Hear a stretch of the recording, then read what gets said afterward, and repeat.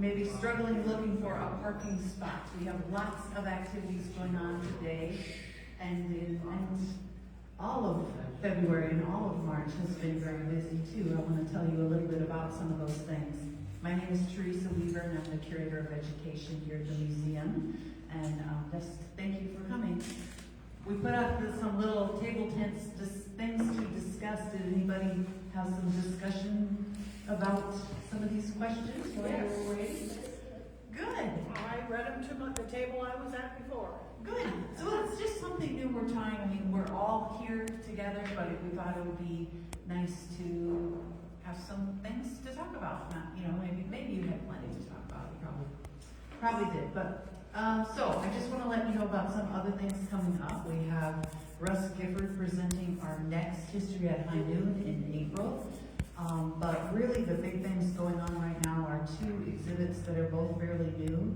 The dinosaur exhibit is still open here behind you.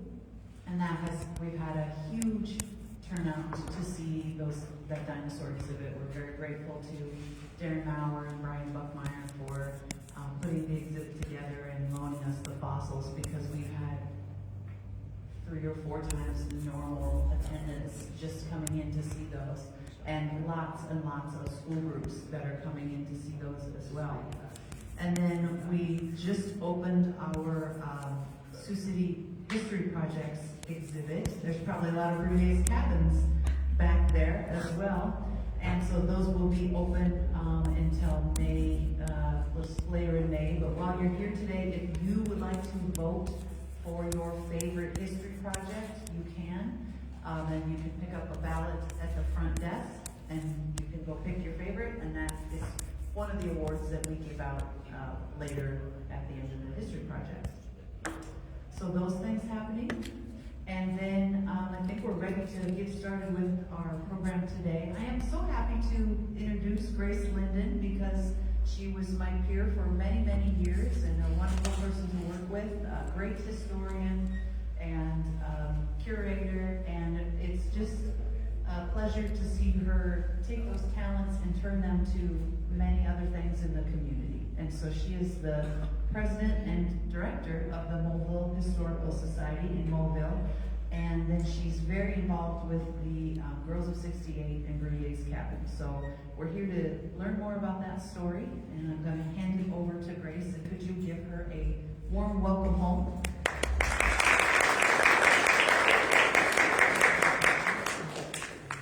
Thank you. You can still hear me? Yes. All right. So we are talking about the Girls of 68, and I see several of our club t-shirts out there. Would you ladies stand, the Girls of 68 members, please? So it's mostly right up front. There's one in the back there, so there we are. And Jan, just stay standing. Everybody else can sit. This is our illustrious president. I don't know how illustrious it is. And we want to thank you on behalf of the Girls of 68 and the museum. You are welcome. For putting this together. Yes, yes. And we're looking forward to it, because some of us are kind of new and some of us are very experienced. This is going to bring us together so we understand the background. Right. So we want to thank you for that. Thank you for saying that. I'm glad you can be here. And I know we probably would have had others here if it was yesterday, but I just thought it was probably people still digging out, and I didn't want them to, have any kind of problems coming out. So we are going to talk a lot about the history of the Girls of 68, but we do have some things up at the front table here, and I'll talk about them after we get through the slides. I just want to make sure this is working. There's the little, can you see the little red light? Where'd he go? There he is. So if I have to point to something, I'll use that. Okay, here we are. I'm just going to sit. I have the same thing on my computer here. Okay, welcome to this overview of the Girls of 68 Club, who have been in existence since 1932. I would like to first ask the members to stand. They did that. Are there any boys of 68 here? Boys of 68. No, we didn't get any of them to come out, did we? I will be talking about the topics you see on the screen, timeline of the club activities, the Boys of 68, the Bruguier and the Bruguier Cabin, members and bylaws, and club activities and programs. So we have a lot to go through. There would be no Girls of 68 without first a Boys of 68. A men's club was formed in the late 1800s and called the Boys of 68, which referred to the year 1868, when this group of men were classmates in Sioux City schools.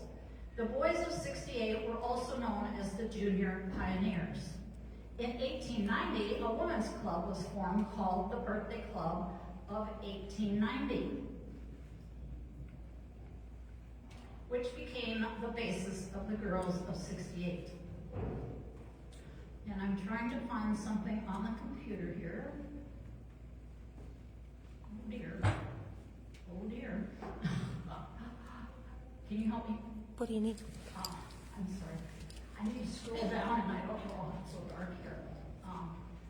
My notes have to be scrolled down and I don't know what to use. Oh, I have to pull it down.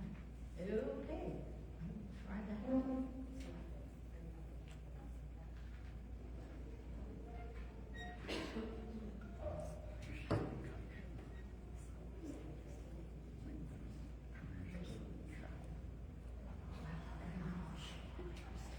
Is that going still? Oh, sorry.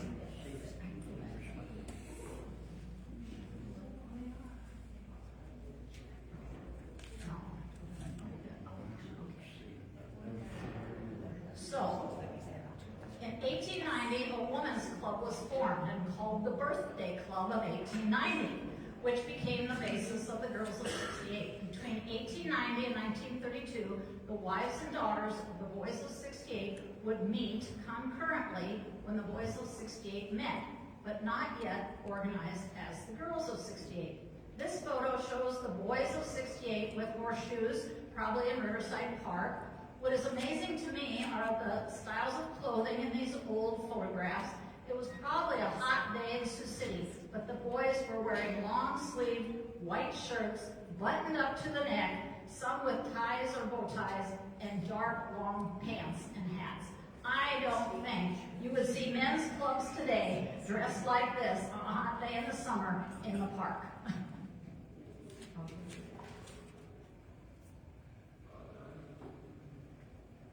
For a little more information about the Boys of 68, they used this old school building as their clubhouse. It was an early Sioux City school located at the corner of 7th and Douglas. It also had been the Sherwood Land Office before being moved to Stone State Park. Because the boys used an old Sioux City building as their clubhouse, they were supportive of the new Girls of 68 club, club itself, using the Bruguier Cabin, the oldest building in Sioux City, still existing as their clubhouse. The Sioux City Public Museum has large poster boards on which have been glued photographs of the Boys of 68, as well as early Sioux City leaders and businessmen. Over the years, other men have joined the club who were not classmates of the original Boys of 68 members. The newer members also wanted to take part in remembering and honoring Sioux City's history. In 2020, the Boys of 68, shown here, gave a donation check to the Girls of 68 president at the time, Jackie Warmstead, to help with renovations at the Bruguier Cabin. You can see people were still wearing masks during the COVID pandemic. Continuing on with the timeline, on August 1st, 1932, a formational meeting to a new women's club, later to be known as the Girls of 68, met at Augusta Falkenhainer's house. On September 20th of that year, the first meeting of the Girls of 68 was held at the Council Oak YWCA Clubhouse in Riverside Park. And we will be seeing this clubhouse again. Oh my, what did I do? Oh, sorry about that. Where's my red dot? There he is. So we're going to see this building again in a little bit, so I'll show you. Okay. The next month, in October 1932, the girls of 68 met at the YWCA building at 6th and Jackson. And everybody here remember the YWCA? Sure you do. It's gone, right? Nice park is there, by the way. By January of 1933, the girls of 68 were 110 members strong. So that's just like 4 or 5 months into the club's history. That many women had joined already. The women who were at the formational meeting of the girls of 68 in 1932 elected Julia Sokolov in the middle of this picture as president. Mrs. W.F. Middle on the right was vice president. Augusta Falkenhanger on the left was secretary.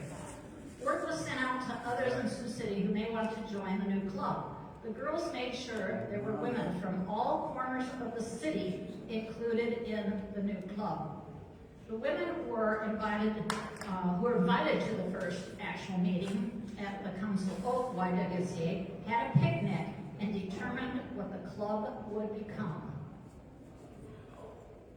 Another image from the Sioux City Public Museum is of Julia Sokolov, the first president of the girls of 68. She is shown here walking along 4th Street in downtown Sioux City. In the photo, I can see Davidson's building. Can you? Yeah. Well, you can see the end of the word, Davidson. And in the far background behind that other woman on the right, you can see the Battery Building at the west end of 4th Street. Continuing on the historical timeline, in April 1933, the Articles of Incorporation were written. On May 22nd, the Articles of Incorporation were signed into law at the Elks Club in downtown Sioux City.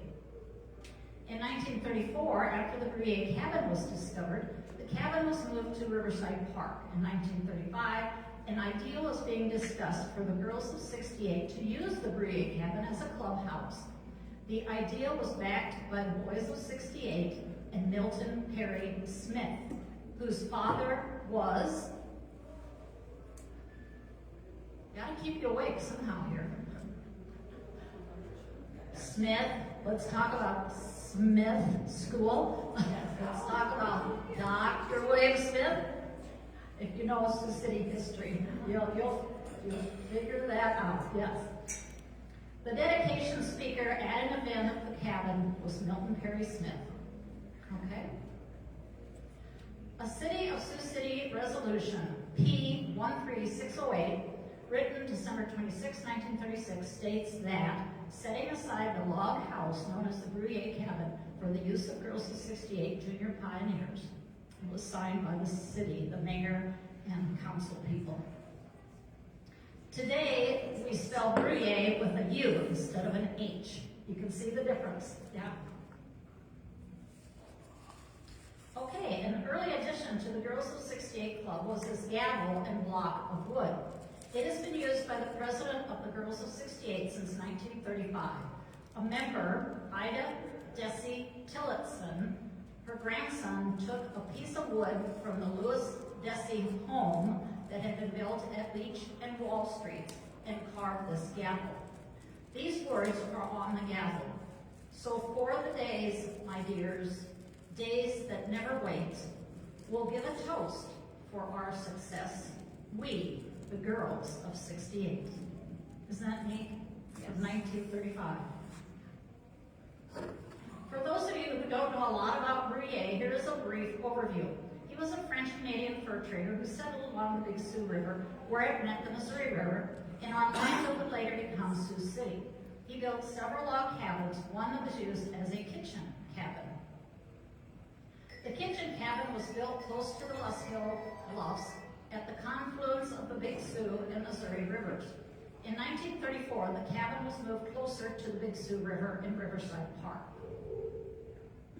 I have taken many photos of the Bruguier cabin over the years, and I discovered I had at least one in each season, so I thought I would put them in this talk. Spring, upper left, summer on the right, fall and winter. The cabin had been changed over the years from a kitchen cabin to a 2-story clapboard-clad house. Different families had lived in the house. See the top image over here, right? So it looked like an everyday house. Reverend Hantla, see his picture there, discovered that the 2-story house was actually Bruguier's cabin. He had planned to use the wood from the 2-story house for a camp at Crystal Lake in South Sioux City. But when the clapboards started coming off the house, the workmen realized that there was a log cabin underneath the clapboard. With the help from the city historians, it was decided that this was the Bruguier cabin. Therefore, it was moved west of the Bluffs area to Riverside Park by the Big Sioux River. And that's in the middle picture there. Down below, doors, windows, a new roof, and a new fireplace was added to the cabin. This is an image of the interior of the Bruguier cabin before renovations were complete, after it was moved. I noticed something in the doorway. See that red circle? This one. I looked in that. This doorway now goes to our meeting room in the back of the cabin. But at that time, it went outdoors. So it was open, there was no door on it, and they took a picture. Okay. After investigation at the Sioux City Museum, I discovered that it was the Council Oak YWCA building in Riverside Park, in which the Girls of 68 Club had their first meeting. So there's the picture down here.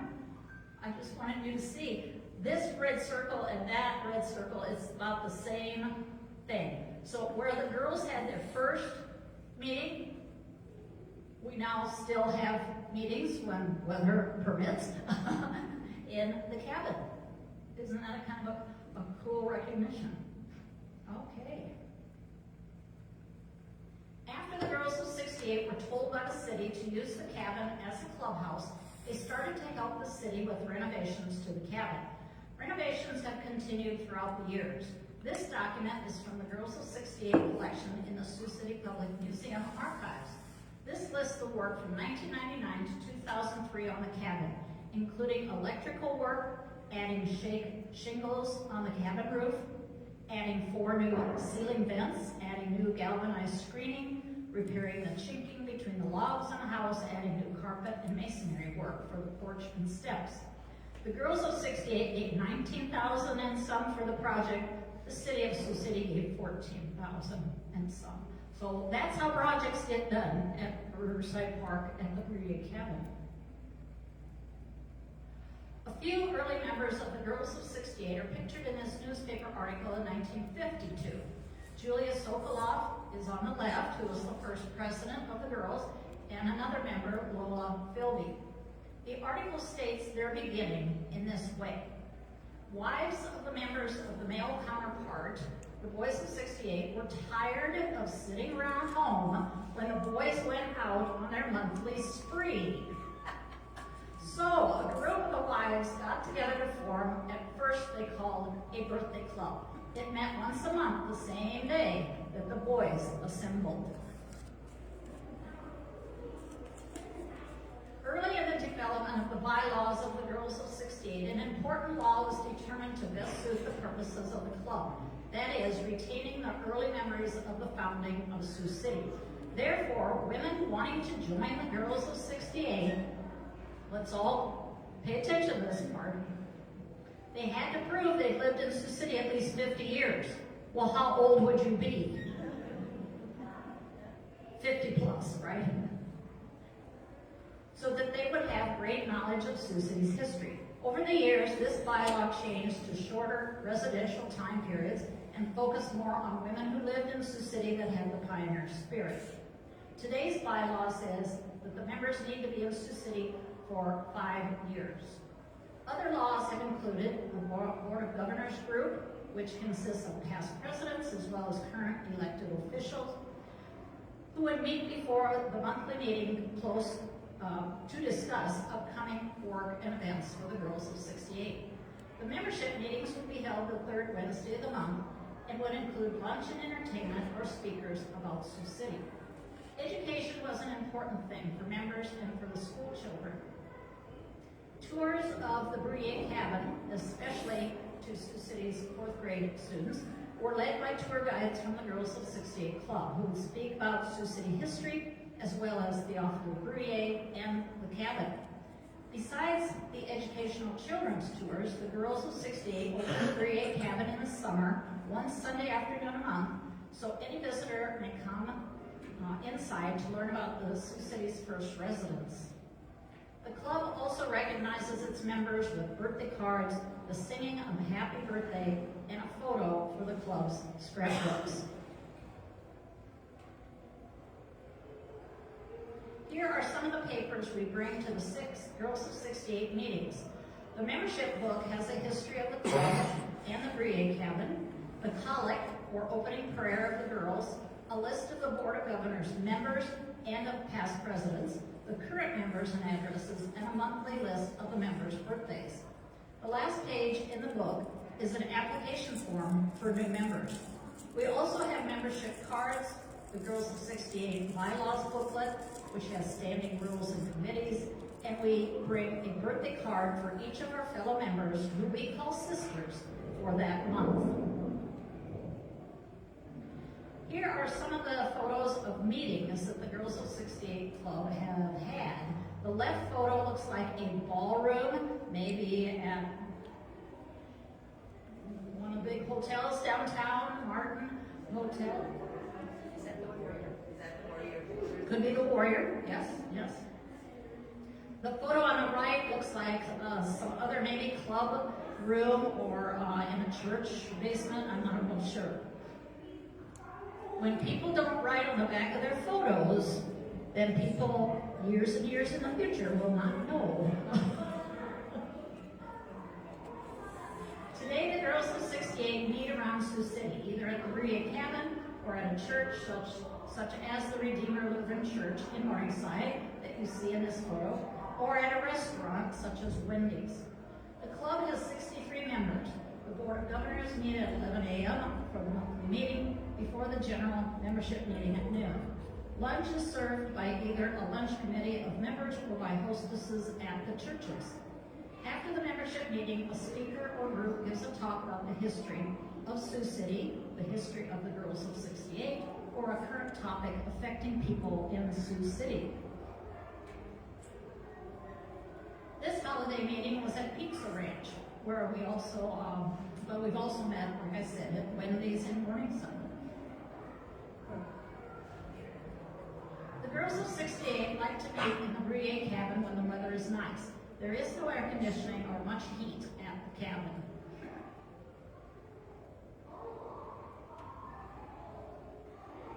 Jackie Warnstedt, a tour guide, is shown here talking with the 4th graders in the Bruguier cabin. The students are taught about the exterior and interior of the cabin, about Bruguier and his family, and about Sioux City's early history. The photo on the right is a group that gathered outside the cabin. Another tour group is shown in the back, a tour guide, I'm sorry, is shown in the back row, standing there next to the flag, Diane Gardner. Can you see Diane? Yes. Little, right in there. As stated before, the girls have open houses on the second Sunday of each month from June to September from 2 to 4. The open houses have been going on for decades, as we can see in this 1976 newspaper article.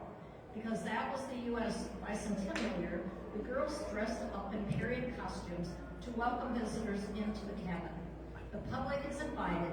Please bring your families this summer, starting June, right? Second Sunday, always. Another event held by the Girls of 68 is a membership meeting in which the 4th grade students are honored for their essays written about Bruguier, the cabin, or the history of Sioux City. The students are asked to read their essay and they can bring family members to the meeting. On the far right picture, an essay winner, Abby Demers, in the green top, with her family, including Ron Demers from Channel 4 News. I'm sorry, I don't know the other families. Do any of you know the picture on the left or the round picture in the middle, who those people are? I'm sorry, I don't remember them, and they're from years past, so. Everybody knows Ron, thought I'd point him out. As stated earlier, the Girls of 68 have kept scrapbooks of their activities. You're welcome to go to the Research Center on the east side of this building to see the scrapbooks. You may see familiar faces in the photos. On these pages, we see Jackie Bornstad, Karen Mahoney, and Joy Momsen in the upper center of the page. Marvis Hendrickson is also shown in a few images. Do you see people you know? Joy and Marvis have passed, but I think a lot of the people in the pictures are still with us. Karen's right here at the front table.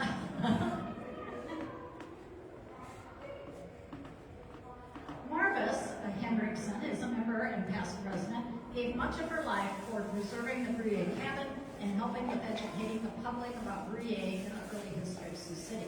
She is shown in this article called Making a Difference that explained the grant application that was written for money that was used on preserving the cabin. She also attended events at the Bruguier cabin. She is seen here with her daughter, Kim Wallish, last summer. The Bruguier Monument in War Eagle Park has a plaque that Marvis and myself were asked to write about Bruguier's life. At each monthly meeting, the Girls of 68 enjoy a program along with lunch in their membership meetings. One of the early programs in the Girls of 68 was given by Tilly Tompkins. The article here from 1936 says she is a yarn spinner.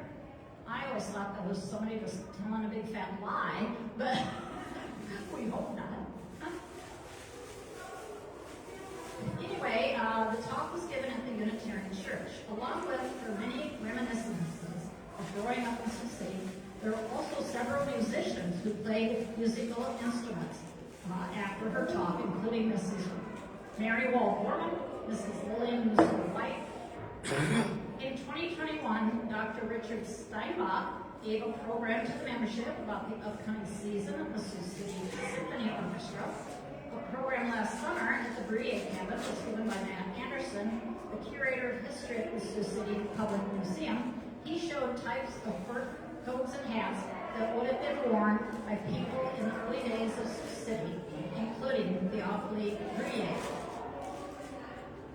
Matt is not wearing that coat or you would see his chest.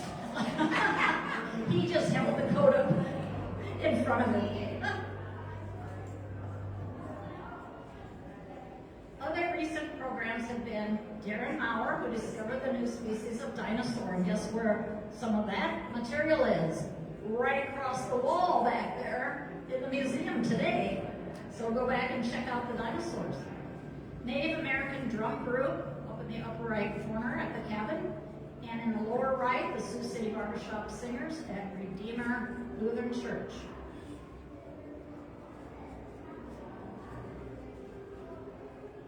Many times over the years, musical groups perform for the members of the Girls of 68, especially during the holidays. This magical choir performed at Pizza Ranch a few years ago.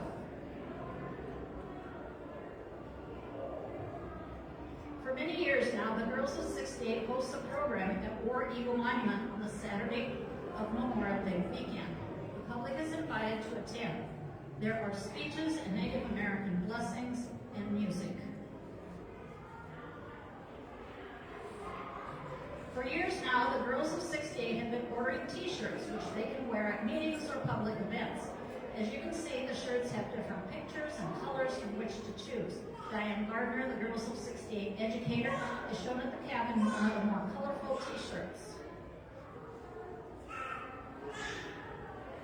In 2024, the Girls of 68 Club sponsored activities around the 175th anniversary of the Bruguier cabin. An event was held outside for speeches and music. The cabin was open for visitors to see the historic artifacts. A group of girls of 68 members, Karen, formed the Harmonica 7 and would give programs around Sioux City. But this wasn't recent. What years? 1960s or 70s? Do you remember? I mean, it's been, I'm sure the women in this picture in the upper right, they're probably all gone now. Yeah, well, they have to be, yeah.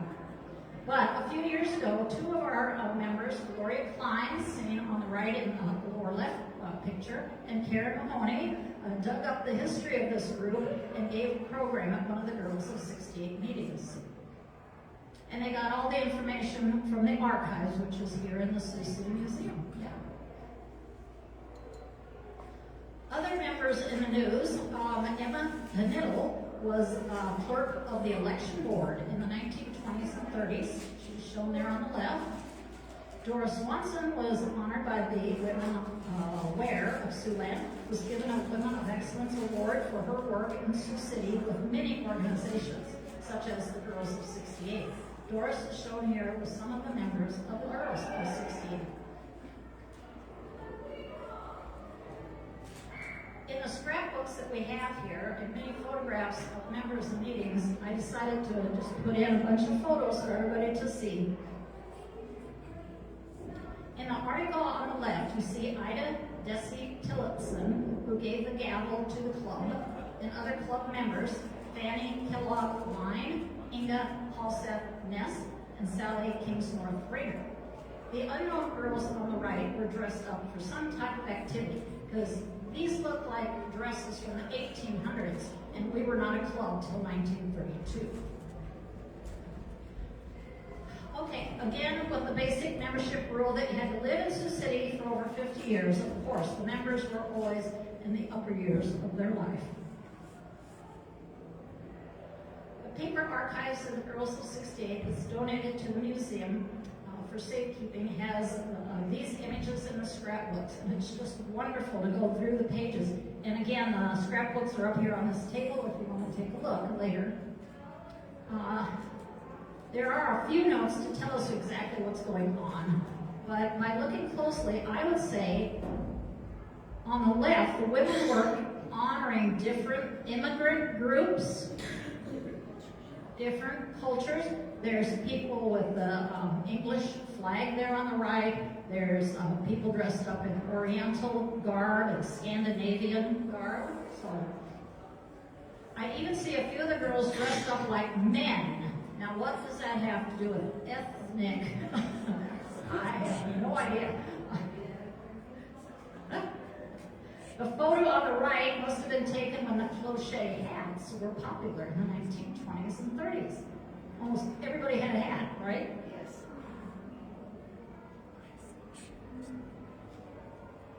More images of the girls. Again, a few of the girls were dressed up as men in this for a program maybe that was being given. When you're an all-girls club and you have a part for a man, I guess the women just decided to dress up like a guy. The photo in the far lower right shows women who are dressed in dresses, of course.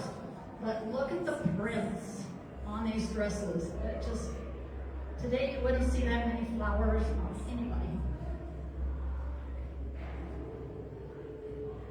More images of the girls, again on the left, dressed up in the Victorian garb.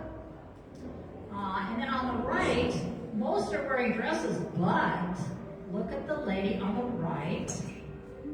Oh, scandalous. She had her pants on. So I'm figuring this was probably the early 70s, 1970s, when women went out of their home in a pants outfit. Oh my. And do any of us dress in dresses when we go to the Girls of 68 meetings today? I haven't ever seen it. Today, women wear pants or jeans to the meetings. Some wear the Girls of 68 t-shirts.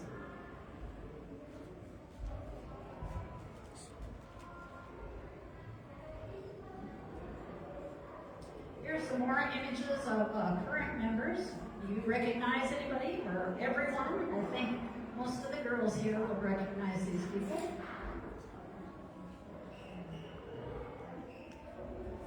The lady in the lower left, I don't think she's here today, but she's a member. Can't think of her first name.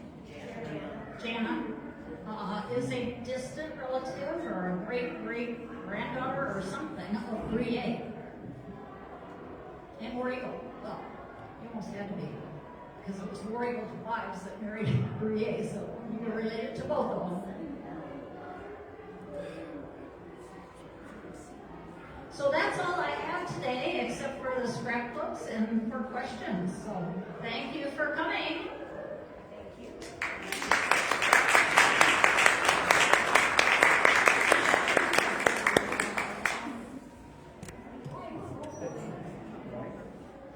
So do we have any questions about the girls? How they got started? We're still in existence. I can't see a hand over there. I do. Are the boys of 68 still active? The boys of 68 are still active, yes. They even came to our club in 2020 to talk to us, so that was pretty cool. You don't hear much about them. You don't hear much about them. Yeah. Does anybody know somebody in the boys that they can talk to? I do. You do? I know Okay. a couple of them, and they still meet like once Sunday a month during the summer. Wow. Sounds like it's actually Walton and North Stewart Athletic, and they have a picnic and all. Well, I think the boys and girls should get together for a meeting, don't you? Yes. Yes. The boys of 68, some of them fled, Yes. having at they needed Isaac up there. And what they did was they actually mobilized and helped members on that side of the lake. And they're very proud, and they sustained their energy for that for several weekends. Yeah. And many of them are, like us, there are those who have membership passed out over. It was one of the pleasures I had getting this job. I just went, I'm going to find out more. And so anyway, and then they attracted some early 30s, 40 guys. They're increasing in number because they like the fact that it's connected with history. So yes, they're alive and they are rejuvenating. And if you didn't hear, the Boys of 68 helped during the flood at Cook Lake last spring, summer, June. Spring or summer. It was some of both because some of it said Went on for quite a while. Yeah. They thought were fixed and kind of collided again. So Other questions, ideas, Bruguier's cabin, we're still out there when we can. In the 4th grade, students of Sioux City are bussed out there to learn about the history of Sioux City. And then they're taken on to somewhere else. Well, do you know what the location of the Bruguier's cabin is? Because it's not where it was before. Right, it is not. It was where we say, very close to where Fairway is out in Riverside now. When that road came down, it was a streetcar line that came down out of the hills, down into the Big Sioux Valley there. That's where the Bruguier cabin was. So when they were going to tear it down, they realized there was a cabin underneath that 2-story house, and they saved it, thank goodness. Because we had it. Yeah. If you want to go for a little hike, you can see some of the old bridge of the streetcar line that comes down into Riverside. Anything else? Do you have any of the information about past officers of the Girls 68? We have it all. Yes. Can the Sac City students, 4th grade students, please come to the lobby? The 4th grade students from Sac City, please come to the lobby. The book that we're given each year to the girls of 68, in here we have all the past presidents' names. I'll show you the list. How long do they serve? A couple years? 10 years? 1 year. One. One, and then they're on. So yeah, the past presidents are in this book. But they're elected And it for started with, who was the first president? Oh, come on, people. I said her name how many times? Lila? Julia Sokolov. Let's all say it. Julia Sokolov. Yay! Yay! 1932 to 35 is when she served, so I take 32 to 35. And the current one is Jan Olson. Can I say just one thing? Yes, yes. Looking across this room and looking at so many faces that aren't familiar, this is really exciting because we'd like to extend an invitation to you because you obviously were interested in the Girls of 68 if you came to join us. And also if you have daughters, granddaughters, nieces, we'd love to have you join us, and we do have applications for membership. They can come and experience us, and after that experience, decide if they'd like to be part of us. We love it. We are kind of a fun-loving group.